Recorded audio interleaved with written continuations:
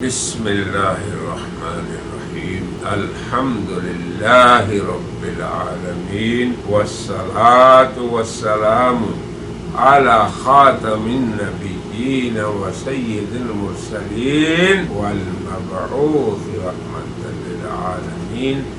القائل الحج عرفہ۔ محترم و مکرم برادران حجاج کرام، اللہ تعالیٰ کا آپ پہ انتہائی احسان ہے، اس کا کرم ہے کہ اس نے آپ حضرات کا انتخاب فرمایا۔ اب آپ دیکھیں کہ آپ کے علاقے میں آپ سے زیادہ مالدار لوگ بھی ہیں، آپ سے زیادہ اور نیکی کے کام کرنے والے بھی، آپ سے زیادہ علم والے بھی ہیں، مگر اللہ کا یہ انتخاب ہے کہ اس نے آپ کو اپنا مہمان بنایا اور پھر مناسک حج کے لیے آپ کو اپنے گھر کے طواف کی اور صفا مروہ کی سعی کی بھی توفیق عطا فرمائی۔ پھر اللہ آپ کو اس مقدس اور ان مقدس مقامات پہ لے گیا جنہیں مشاعر مقدسہ کہا جاتا ہے، جن میں سب سے پہلا مشعر مینا ہے، پھر اس کے بعد عرفات ہے۔ تو عرفات کے بارے میں کہ یہ کتنا عظیم موقف ہے، اور ہر اللہ کے اس بندے کو جس کو اللہ نے عرفات کی حاضری نصیب فرمائی، اسے یہ یاد رکھنا چاہیے کہ نبی کریم صلی اللہ علیہ وسلم نے فرمایا الحج عرفہ، کہ حج تو عرفات میں حاضری۔ تو یہاں کا یہ موقف حج کا رکن عام، اور یاد رکھیں آپ بھی، بلکہ آپ مشاہدہ کریں گے کہ جتنے مقامات حج ہیں، مکہ جہاں اللہ کا گھر ہے، طواف ہوتا ہے، مینا جہاں آپ ٹھہرتے ہیں، اس کے بعد مزدلفہ، ان میں واحد عرفات وہ جگہ ہے جہاں پر تمام رحمان کے مہمان بیک وقت جمع۔ تو سب سے پہلے یہ استحضار رہے، آپ کو شعور رہے کہ اس جگہ پہ کالے گورے علماء جہلاء عامت المسلمین، حج افراد کرنے والے، حج تمتع کرنے والے، حج قران کرنے والے، سبھی لوگ اس عرفات میں جمع ہوں۔ یہ وسیع و عریض میدان 9 ذی الحجہ کو اللہ تعالیٰ کی خصوصی عنایتوں اور رحمتوں کا مورد ہوتا ہے، جہاں پہ حق تعالیٰ شانہ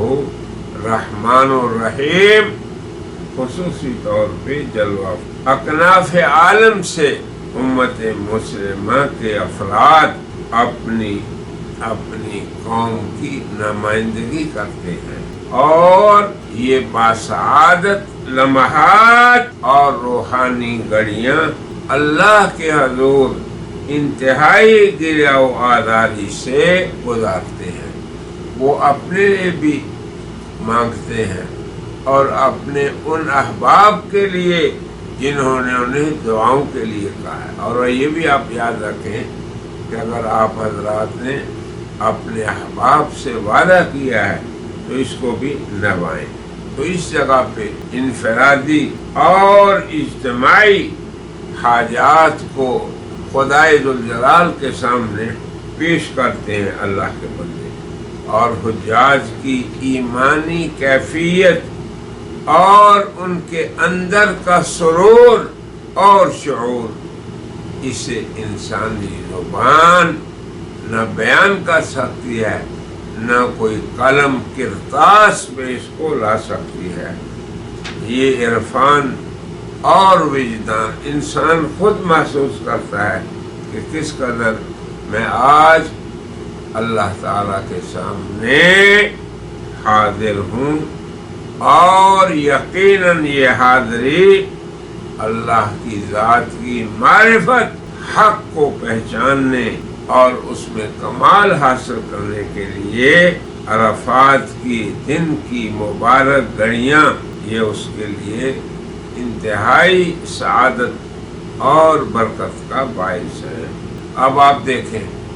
کہ یہاں پہ کیا کیا ہوا، یہ بھی ذرا سوچیں۔ اللہ کے نبی کریم صلی اللہ علیہ وسلم نے ظہر کے وقت ظہر اور عصر پڑھانے کے بعد پھر جبل رحمت کا رخ فرمایا،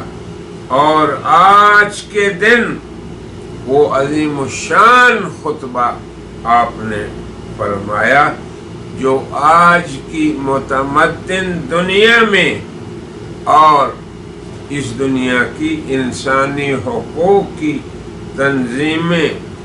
اور اس دنیا کے فلاحی ادارے اسی پیغام سے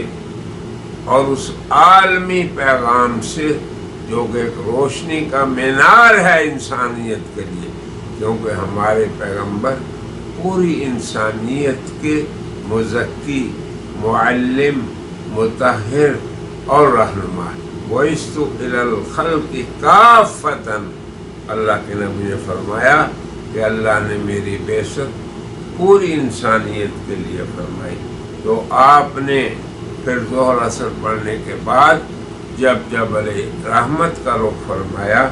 تو وہاں آپ نے تاریخی خطبہ حضرت صحابہ کے سامنے پیش کیا، جس میں پیش آنے والے حالات ایسے کہ کوئی حالت نہیں چھوڑی ان کی، انسانوں کو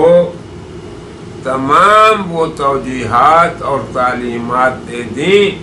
جن سے پوری دنیا کا امن و امان وابستہ ہے، پوری انسانیت کی فلاح اور بہبود ان سے وابستہ ہے۔ اب اگر آپ بعض خطبے کے حصے کو سن لیں کہ اسی روز نبی کریم صلی اللہ علیہ وسلم نے فرمایا، سوال کیا صحابہ کو، ایو یوم ھذا، بتاؤ آج کون سا دن ہے؟ اور سوال آپ نے ایسے فرمایا کہ حضرات صحابہ کہتے ہیں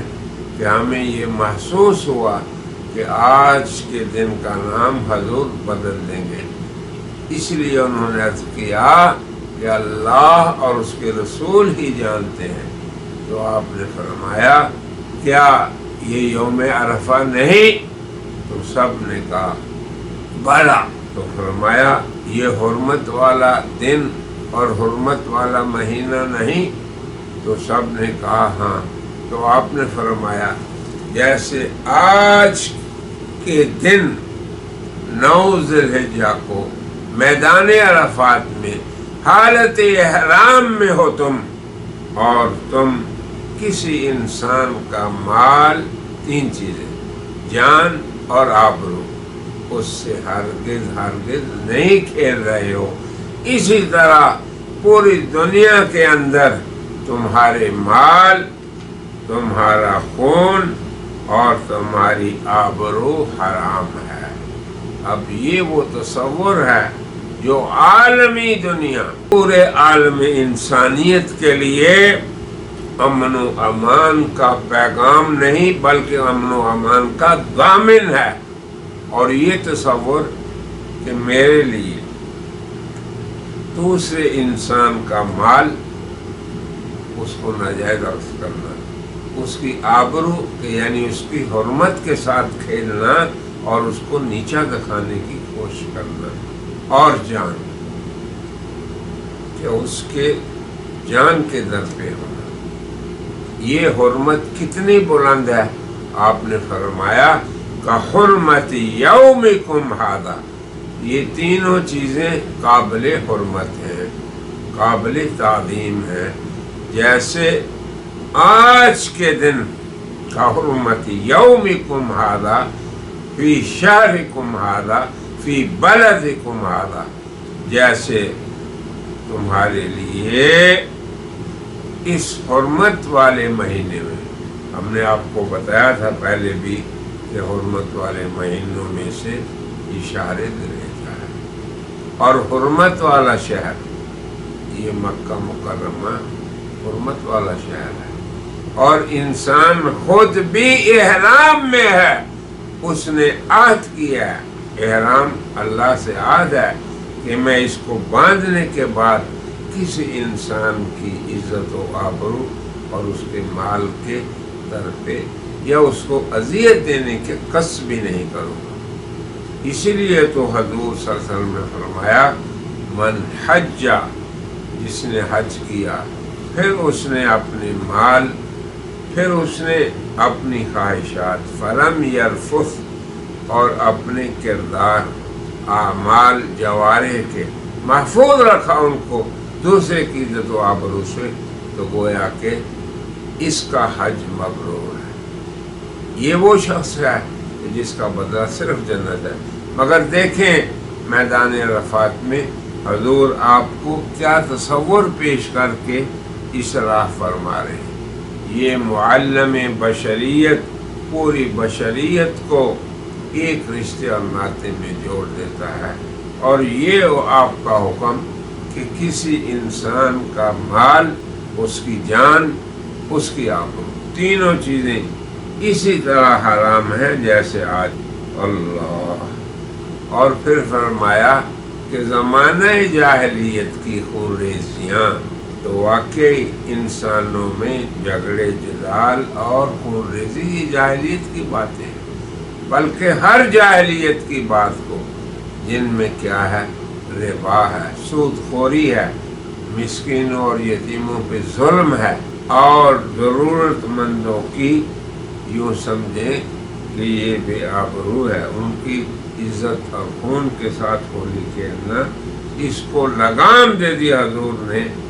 اور فرمایا میں سب سے پہلے اپنے خونوں کی معافی کرتا ہوں۔ ابن ربیعہ ابن الحارث ابن عبد المطلب کا خون معاف کرتا ہوں، جو بنی سعد میں پرورش پا رہے تھے کہ حذیل نے انہیں قتل کر دیا۔ پھر آپ نے انسانوں کی معاشرتی اور اجتماعی زندگی کے ایسے ضابطے بیان فرمائے جن سے انسانوں کی معیشت، معاشرت، ان کی انفرادی، عائلی اور اجتماعی زندگیاں سدھر جائیں، ان میں معاشی آسودگی آ جائے، ان میں بھائی چارے اور امن و امان کا بول بالا ہو، اور ان کی غیرت و حمیت اور آبرو محفوظ ہو، انسانوں سے ظلم و استبداد، فتنہ و فساد، بد امنی اور دہشت گردی جیسے ناسور کی جڑیں اکھڑ جائیں، سود کی لعنت سے قومیں اور ان کی معیشت برباد نہ ہو۔ پھر آپ نے فرمایا کہ سب سے پہلا سود ہمارے سودوں میں سے جو میں نے اتار دیا وہ حضرت عباس ابن عبد المطلب کا ہے، جو سارے کا سارا معاف ہے۔ پھر آپ نے رنگ و نسل اور طبقاتی امتیازات کو مٹانے اور انسانوں کے مابین مساوات